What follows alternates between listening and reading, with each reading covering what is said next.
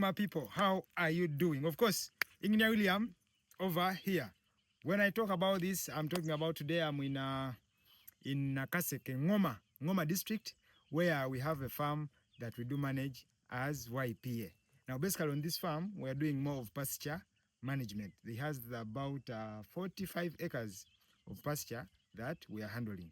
Now, for those that do follow me, always get a chance of giving you these continuous updates every now and again. So of recent, we cut this napier. I showed you when I was cutting myself, and we made silage that I'm going to show you on how it's progressing.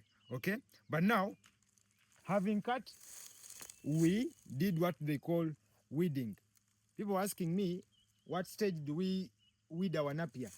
Napier is fit to be weeded immediately after harvesting. So when you harvest, that gives you room to see the weed that has protruded. You get my point?